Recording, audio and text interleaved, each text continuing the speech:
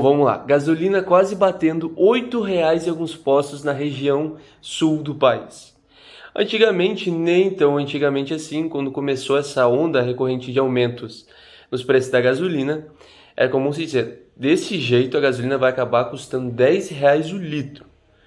Era uma coisa meio irônica, porque as pessoas também não acreditavam nisso. Mas agora a gasolina está quase batendo R$ 8,00 e daqui a um pouco já está se viabilizando a gasolina bater R$ 10,00 o litro. Afinal, não para de subir. Mas o que está acontecendo? De quem é a culpa? Porque no âmbito geral, nesse âmbito público, no dia a dia, o que se ouve, a culpa é daquele governo. Não, a culpa está lá na produtora. Não, a culpa está no distribuidor. Com certeza a culpa está no revendedor. Aquele está colocando muita margem, aquele lá, e assim por diante. Mas na realidade, de quem é essa culpa? O que a gente sabe é que uma coisa influencia a outra. A questão é que o preço da gasolina sobe, o preço então do frete sobe, subindo o preço do frete sobe o preço também do alimento e assim por diante. Então toda uma cadeia ela é influenciada, fazendo que cada vez mais, sem olhar a conjuntura econômica, o âmbito geral, faz com que aquela pessoa que ganha 1, 2 salários mínimos até 3, dependendo ali da sua situação, ela passe muita dificuldade para se manter durante o mês. Afinal, não se consegue mais ir no mercado e comprar o básico de questão de alimentação e tudo mais, com 50, 100 reais. E olha que a gente não está nem olhando para a carne. Se a pessoa querer comprar carne mesmo, comprar mesmo uma carne de segunda, cara, não tem como. É muito caro, ela vai comprar muito pouco. E daí ela tende a optar por alimentos industrializados nesse meio, que não são tão saudáveis assim, mas é o jeito. Mas olha só, sem mudar aqui de assunto, vamos voltar para o tema principal, que é a gasolina. O que está acontecendo? Uma coisa importante aqui de compreender é que teve aquela pandemia, na verdade a pandemia está acontecendo ainda, mas eu estou falando do auge lá naquele momento, já que isso eclodiu, entendeu? Muitas pessoas não podiam sair de casa, enfim, lá naquele início. A questão é que é como se a economia ela tivesse numa velocidade, ela estivesse avançando, tivesse numa agilidade, e daí as engrenagens estivessem tudo ali funcionando, uma coisa andando com a outra, e daqui um pouco toda a máquina tem que dar uma parada.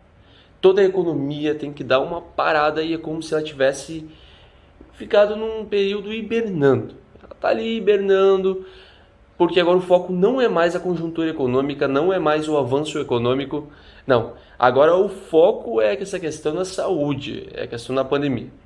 E daí tá, vai lá, vai chefe de estado para cá, chefe de estado para lá, dá todo um entendeu. E aí a questão é que aos poucos as atividades vão retomando cada vez mais. E é normal que aonde se teve início, lá, o país que esteve início, quando ele conseguir se recuperar, a sua demanda vai ser maior também que a dos outros que ainda estão se recuperando. Aí a questão é que assim, um dos grandes parceiros comerciais do Brasil é a China, certo? E não é à toa. A China é um dos maiores parceiros comerciais do Brasil, é porque a China ela produz demais.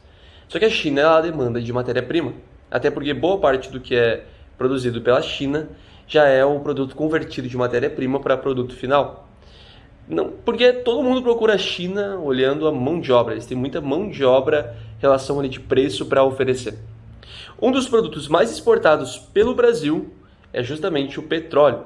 Até porque o Brasil está dentre a lista dos maiores produtores de petróleo do mundo. Claro, ele perde ali para os Estados Unidos, para a própria China, para a Arábia Saudita, mas ele está ali disputando oitava, nona posição, fica ali oscilando, mas ele está entre os maiores produtores de petróleo. A gente traz aquela relação. O barril de petróleo é negociado em dólar. A moeda, no caso, até mesmo o real é uma moeda fiduciária. Quer dizer o quê? Com base na confiança. A gente sabe que, nesse âmbito, o real vem desvalorizando demais. O barril de petróleo é negociado em dólar. A oferta ela é menor do que a demanda. Quer dizer o quê? Quer dizer que, agora com a economia retomando e tudo mais, a oferta que o Brasil tem de petróleo para fornecer, tanto para o mercado interno quanto para o mercado externo, ela é menor do que a demanda. E daí, como a gente já sabe, que até um vídeo aqui no canal falando sobre inflação, o único jeito de resolver isso é vamos aumentar o preço. É assim que se resolve a situação. Se eu aumento o preço do produto, eu vou conseguir fornecer ele para todo mundo. Assim, claro, alguns vão ter que comprar menos, outros vão conseguir comprar mais porque vão ter mais recursos, mas é assim que se resolve a situação. Eu aumento o preço. E daí a gente está vendo isso cada vez mais recorrente. Até porque tem até aquelas charges, aquelas coisas que criam, falando que uma nova profissão, que agora o Sebrae vai criar, vai ser cursos para trocador do preço de gasolina. Porque isso está se tornando algo tão recorrente que a pessoa pode se tornar um profissional na área. E aonde isso vai parar? A questão é que isso não tem como definir. A gasolina pode chegar a R$10, é claro que pode. Porque mesmo uma intervenção estatal nesse meio não seria uma solução mais eficaz. Porque o governo, tendo de acatar boa parte desses custos, ele ia acabar largando em outro ponto. Porque lembra de uma coisa, tudo o que supostamente é público, desde o ensino, desde a educação, que olha, não vou nem falar da educação no Brasil, desde a saúde, e tudo que está no âmbito público, você já está custeando ele. Porque aquilo ali sai dos seus encargos, sai dos seus impostos, sai de tudo que você já está colaborando, você já está pagando. Então nada é grátis, você já pagou por isso.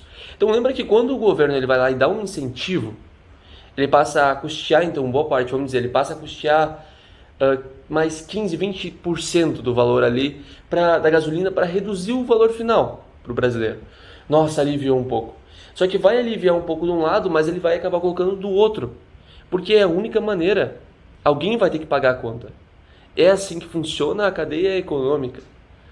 Então, olha só. O que acontece é que tem que dar uma estabilizada nesse âmbito. A economia está muito fomentada, a demanda é crescente, crescente, crescente, crescente. Principalmente em países que têm uma mão de obra muito barata e que demandam de matéria-prima, no caso, a China. Então a gente vai ter que esperar isso dar uma estabilizada. O Brasil está retomando assim também demais os processos, ela está retomando essa economia. Tem que dar uma esperada nesse âmbito porque não vai ter jeito. É o ditado sentar e chorar. Porque não tem muito o que se fazer. Mesmo que se os caminhoneiros eles vão lá, eles fazem uma greve, eles param todo o sistema, as pessoas se juntam, seria algo legal, funcionaria no curto prazo. Mas não teria como segurar por muito tempo aquele preço. Seria a mesma coisa que tentar seguir na linha do que a Argentina vem fazendo. Poxa, não quero nem falar disso, até pode sair um vídeo daquela imobilização do aumento de preços e tudo mais que eles fizeram. Aquilo não faz sentido. É algo muito pior para o longo prazo. Só melhora uma situação no momento. É como um remédio, que ele vai pegar a sua dor e vai inibir no seu sistema nervoso para não senti-la. Mas a causa dela está ali ainda. Você apenas tratou a dor, não a causa. Então, não é aí que está a solução. Não tem muito o que se fazer, infelizmente. Os preços estão aumentando demais.